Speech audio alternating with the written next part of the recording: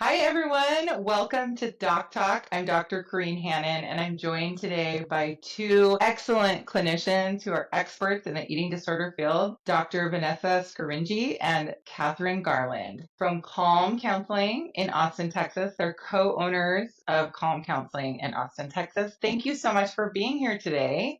And we're going to talk about eating disorders through an attachment lens. Do you two just want to say hello, introduce yourselves a little bit, and then we'll get started?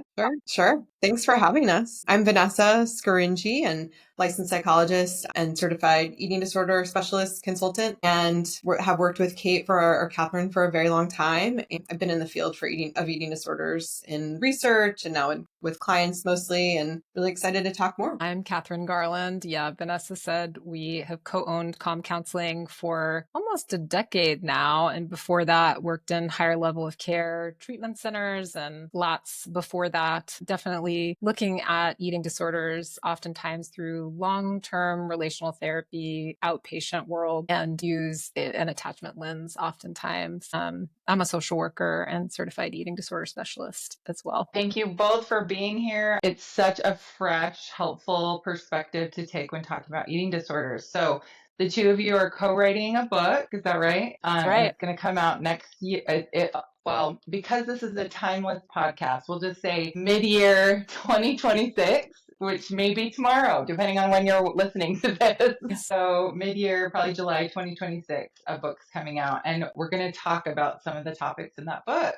Should we talk first about the big trend right now in our culture and in the medical world, which are GLP-1s? Who wants to kick us off talking about it? Man, they are huge right now. I can just give a little spiel and then I'm sure we'll have a rich conversation. I think maybe last year, or I don't know, when they first came on the scene, Ozempic, there were so many pieces being written about what does this mean for eating disorders, for body positivity. And I feel like now we're just living it. There was all this speculation of what it would mean, and now we're in it. And we have clients on GLP-1 are, sort of privy to how that impacts the clinical work, how that impacts their relationship to their bodies, and even relationships to other people, and excited to talk more about it. But yeah, we're seeing so much of it. It's so fascinating. As these drugs have kind of come on the scene, Vanessa and I have been doing this work for a long time. And obviously, the standard in treatment that we often use is intuitive eating when we're helping clients in recovery.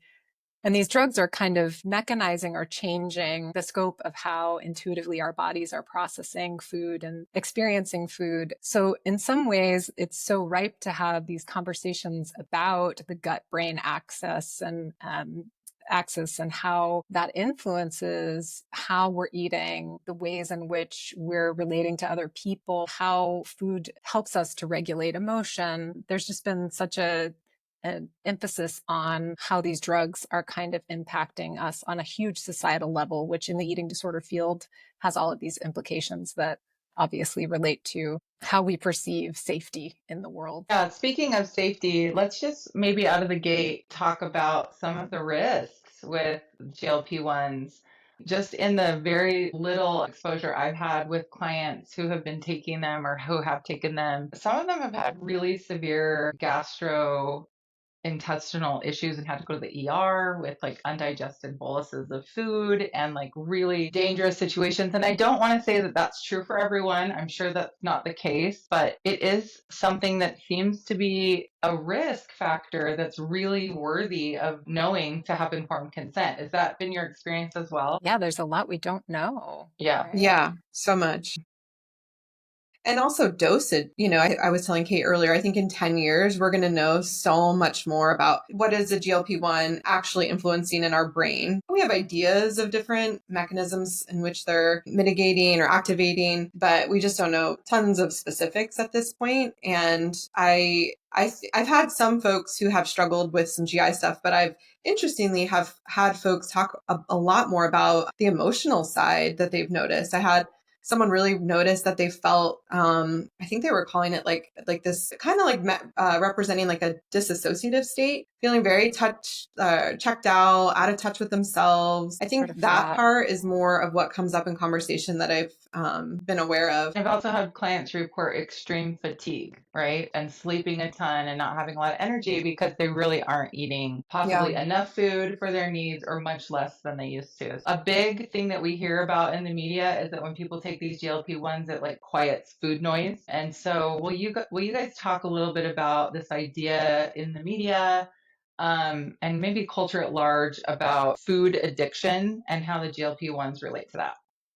Sure. And also, just to predicate that, there's this idea of food noise as just being about hunger, right? Actual physical hunger, when we don't actually know that, right? That intuitively, if we're having a sense of being flooded with thoughts around food, if we're thinking about intuition, are these actually indications of other things that we might be hungering for? Loneliness, emotional depth with another person, being fully known. Those things can come up and look or sound like they're having to do with our physical state of hunger when they might actually be indicative of lots of other parts of our lives that we are experiencing a lack of fulfillment, which in our current present day, that seems to be a lot of folks. Were sort of the Surgeon General several years ago at this point, but I don't think it's changed, that there's this epidemic of loneliness. So when we silence food noise, I think there's a real sense of silence doesn't always equal safety. And are we missing things in there that our attachment response system or our nervous system is kind of indicating to us something's not quite right? And that's obviously, as you noted, this is individualistic to so many people, right, who are having access to these medications. So we can't be prescriptive about every person, but we should be asking these questions. What does this mean in terms of our overall state of emotional awareness? My gosh, I love that because it makes me think of sometimes a fever is necessary, right, to kind of fight off infection. Or sometimes it's dangerous to take a painkiller because the pain can give you feedback about like not using your ankle or something like that. Not always, right? It's not like a perfect metaphor, but I really love that food is not tongue and stomach. Food is emotional, food is social, food is cultural, it's familial, and that food noise can mean so much more than hunger cues. Or yeah, I really love that take and like really taking a broader scope with this. Vanessa, were you going to say something? I was just going to name that with GLP-1s, folks are often finding a reduction of food noise, and what the immense relief that comes with that too. Like it is relieving to have to potentially extinguish food noise, to have a lifetime of being inundated with thoughts, judgments, all these feelings around what you're eating, and then to have a break from that. We totally get that is a Totally. relieving experience. And it sort of inhibits the work that we might be able to do in our offices. The food noise is actually, like we're saying, telling us things where we might not learn about the need that's being filled. It just sort of gets rid of it all and we sidestep it, but there's so much to learn. So just sort of piggybacking on what Kate was saying, we really work with folks to understand food noise rather than like extinguishing it completely. And GLP-1s definitely have that effect, which again, relieving, and also we don't get to learn as much potentially. Yeah. So being curious versus trying to control it, right? Yeah. Yeah, Right. and seeing it within the context of this consumerist culture where marketing, there is a lot of food noise. And the writing of the book, Vanessa and I have been doing a lot of research on just how much marketing, advertising is interested in the study of attachment and creating a sense of nostalgia through the foods that they're marketing to us and wanting to make certain associations so that we'll buy more. So we are in this kind of crazy consumerist swirl of pharmaceutical companies selling us things, food industry selling us things, the just big food in general, and had the impact of that. And also the inequities that exist. And obviously, ultra processed foods or foods that we can store easily, parts of the country that exist within food apartheid only have access to these foods. And then when we're stigmatizing people for their quote unquote choices, we're really missing huge pieces of the puzzle. So GLP-1s are this kind of reaction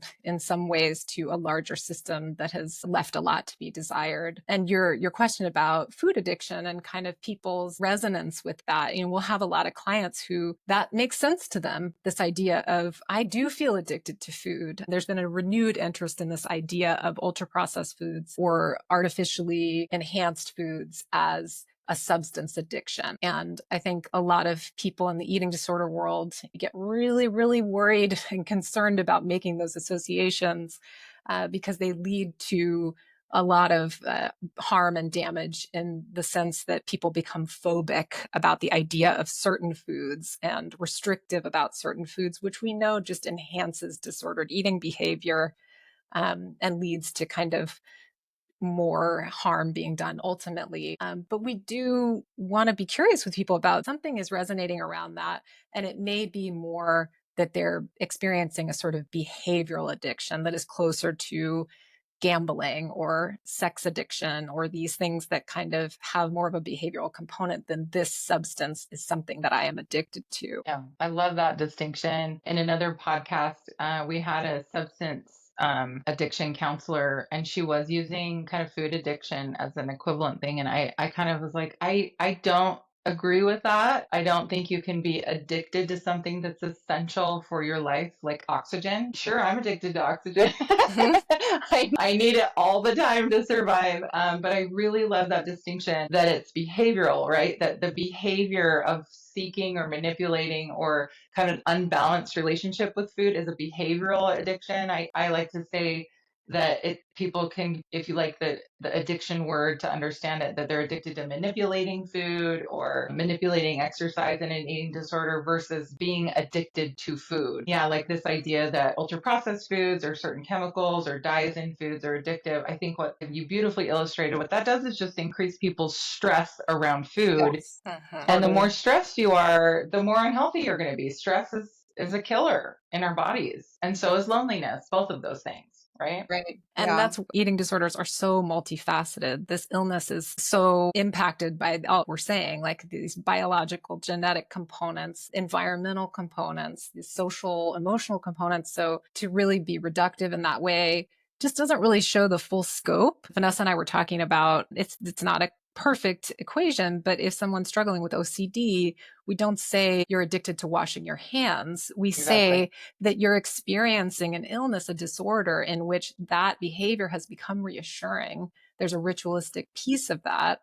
And people do experience it in that way, but I think making the differentiation is really important when it comes to eating disorders. Yeah. And also, again, kind of being the bird chirping in about like naming it for clients that they might and validating that they really feel addicted. Like that process is addictive of going to the pantry, getting that food and binging on it potentially. And validating them, sitting with that, exploring that, and also really trying to unpack that if you stay focused on that being addictive, the food itself, you're putting that on a never eat list and you're having your food rules around that and you're perpetuating a stigma that you hold within yourself. And you're always going to feel shameful if you're craving that food and eat that food. So it really does perpetuate a lot of disordered eating behaviors. It's also pretty provocative to talk about food addiction. I think it gets sensationalized. People really like that concept because it can be really quote unquote clean, right? Like just get rid of these foods.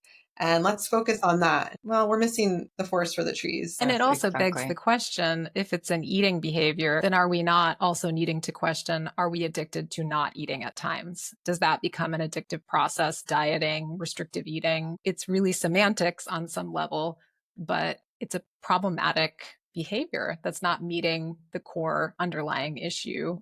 And that's really where the focus can land. Yeah. Yeah, it is. It's really hard. You said this. It's really hard to eat in this moment, right? With all of the dialogue happening nationally and culturally about ingredients. It's just really difficult, especially if you don't have the privilege of accessing a variety of foods very easily or affording a variety of foods very easily. It's very stressful. So I love how you talked about that it's more than just tongue and stomach. It's more than just like hunger, and there are emotional reasons for food behaviors. So can we move into talking about some of those emotional reasons that food soothes and some of the attachment patterns underlying that are going to be at some of the core of your book? Yeah, Sure. totally. We also have a course too for on the Therapy Wisdom Academy platform, kind of spelling out some of these specific behaviors connected to different attachment styles. And like Kathryn said, we talk about attachment styles, but really they're patterns, and we're not prescriptive in any way. Just because you feel more avoidant in one relationship doesn't mean you feel like that globally, or you are that way globally. So food behaviors and talking about disordered eating in a non-stigmatizing way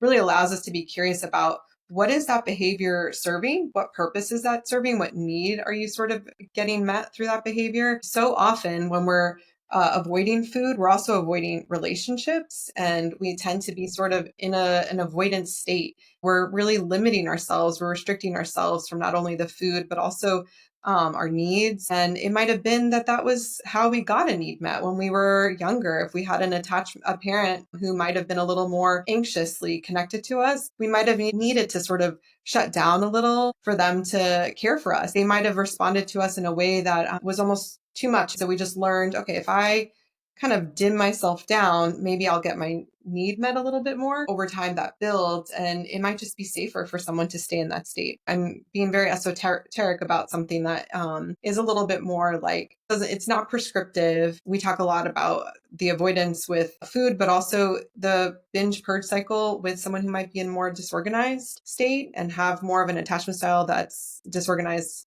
also fearful avoidant, and doing and an undoing of behaviors and getting a need met or wanting to get a need met and then fearing, gosh, I've just taken up too much space, I can't do that, and sort of retracting. Yeah, these attachment patterns really can mirror our relationship with food. The hope is that we can be in a secure attachment, right, with the people in our lives. And a secure attachment with food might look more like intuitively eating, joyful movement, feeling flexible, and like you can be varied in your eating and with food. And those insecure attachment styles that Vanessa's describing, they kind of really correlate to either a sense of comfort seeking or pain avoidance. So this is where the GLP-1 kind of the noticeable, some of the attributes that folks are describing when they're taking the medication might actually look a little bit more like an avoidant attachment style, that there's sort of a numbing out and moving away from feeling state or being as connected to your feelings, which can be such a huge relief in so For many sure. ways, For right? sure. Like I know at many points in my life, I've leaned into a sense of avoiding issues that are happening.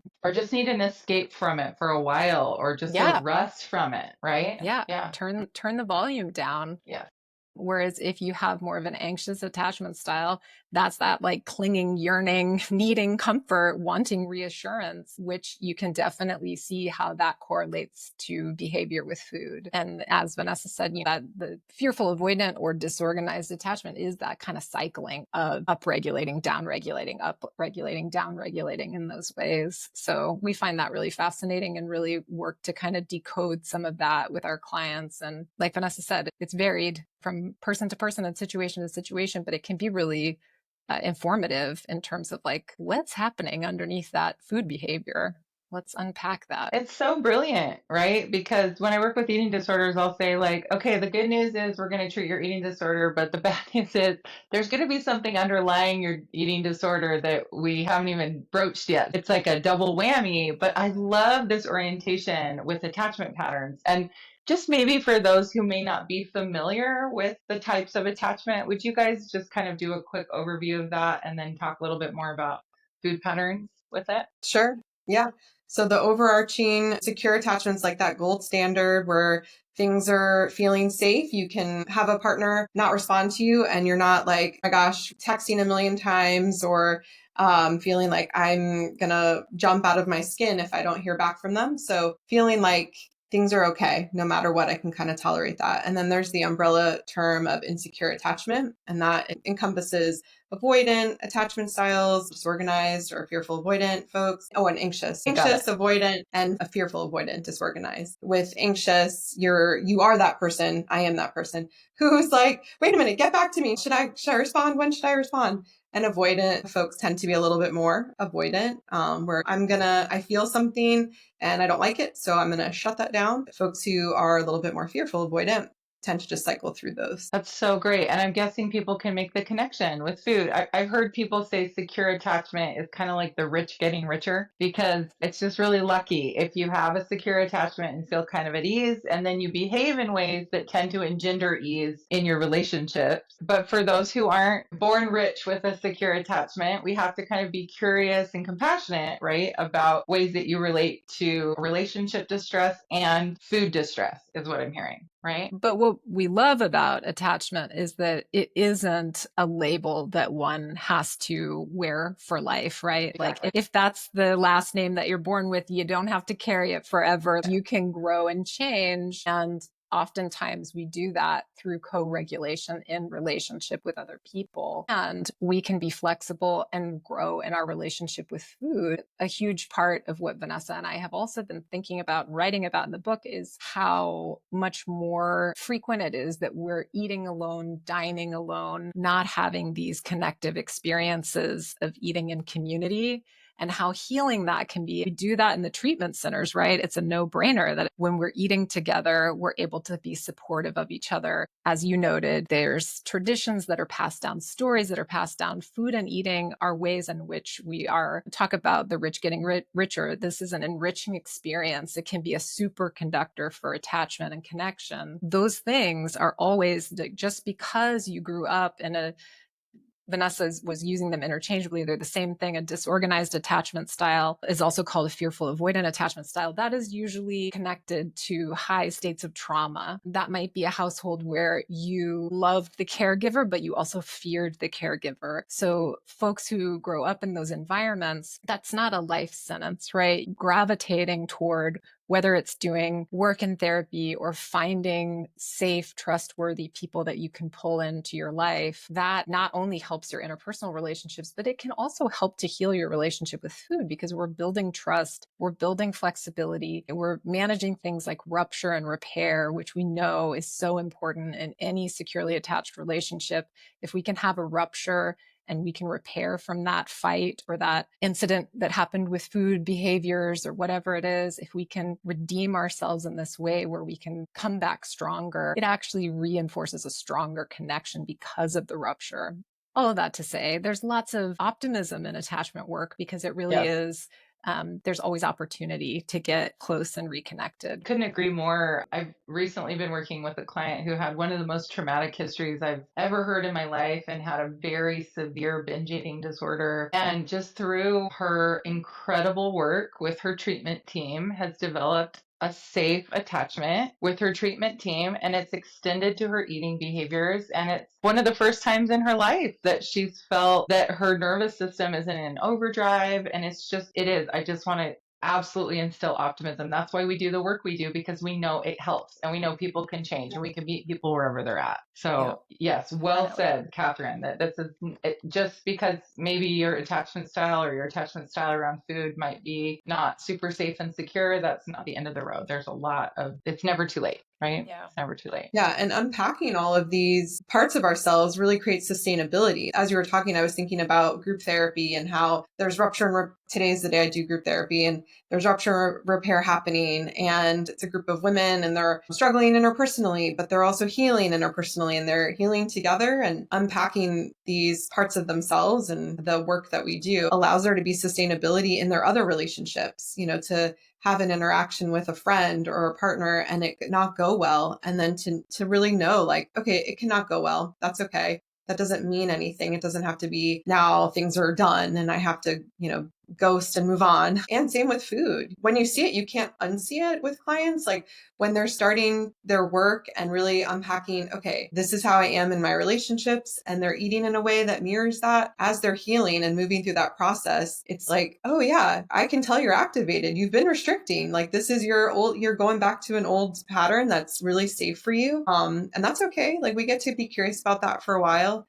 And I feel like that creates a lot of sustainability in recovery. Such a compassionate lens through which to do this recovery work and this curious kind of discovery work of what purpose the disordered eating has served for them, right? I always talk to people about like, it's been a tool that's really helped you. Just like a hammer is a very useful tool, but if you only have a hammer and just keep hammering, at some point it's going to cause destruction, and we need to diversify our tool belt, right? That's a really beautiful way of summarizing it. You two are absolutely brilliant. I want to talk to you all day long for the rest of my life.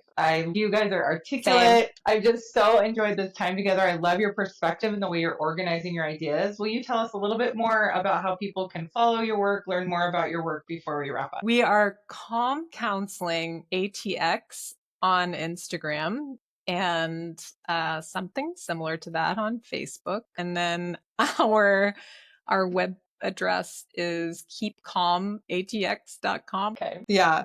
And Therapy Wisdom Academy is the platform that we have the course, and it's called Hungry for Security. It's for clinicians, but anyone who's interested in working with or learning about attachment styles and disordered eating would benefit. And then does your book have a title yet, or is it still coming? Ooh, we just TBD. we just had a conversation about this. We Okay. don't know the title yet, but something attachment and something disordered eating. No, I am so excited for your book. I love your wisdom. Thank you for all the good you're doing in the world to make this world a better place and a safer place for people to regulate their nervous systems in healthy and non-distorted and non-disordered ways with food. It was such a pleasure meeting both of you. Please come back anytime. And that's Doc Talk. We'll see y'all Thanks, later. Corinne.